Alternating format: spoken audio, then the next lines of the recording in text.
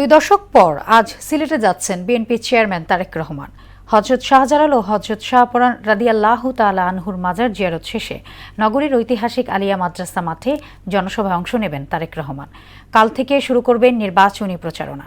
সমাবেশ ঘিরে সিলেট নগর জুড়ে সাজ রব। শিপার চৌধুরীর প্রতিবেদন, জানাচ্ছেন মাহমুদা আক্তার। বিএনপির চেয়ারম্যান তারেক রহমানের সমাবেশ ঘিরে সিলেট নগর জুড়ে চলছে ব্যাপক প্রস্তুতি।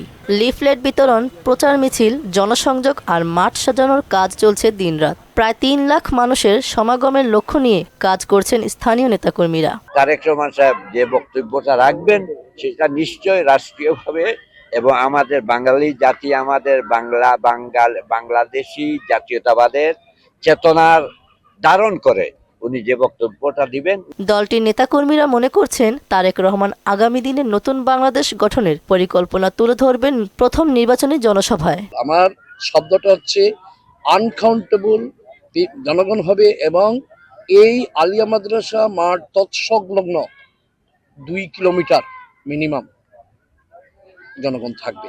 লুকে লুকারণ্য হবে, একটা ঐতিহাসিক সমাবেশ, মহাসমাবেশ হবে এটা আমাদের নেতার, এবং প্রথম নির্বাচনী সভা বাংলাদেশের মধ্যে প্রথম ওনার সেই পদার্পণ সিলেটে।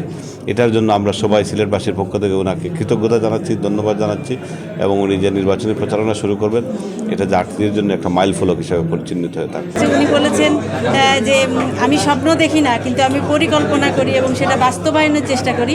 উনি উনার পরিকল্পনা বলবেন এবং উনি বাস্তবায়ন করবেন সেই বিষয়গুলো বলবেন। তারেক রহমানের সিলেট সফরকে কেন্দ্র করে নিচ্ছিদ্র নিরাপত্তা পরিকল্পনা গ্রহণ করেছে সিলেট মেট্রোপলিটন পুলিশ। আমরা ইতিমধ্যে আমাদের গোয়েন্দা তৎপরতা বৃদ্ধি করেছি। আমরা কোনো নিরাপত্তা ঝুঁকি এই মুহূর্তে যা আছে আমরা সকল কিছু বিবেচনা নিয়ে প্রোগ্রাম করেছি। আপাতত কোনো সমস্যা আমরা দেখছি না। আমাদের পর্যাপ্ত জনবল রয়েছে এবং আমরা নিরাপত্তা নিশ্চিতে আমরা একত্রে সমন্বিতভাবে কাজ করব।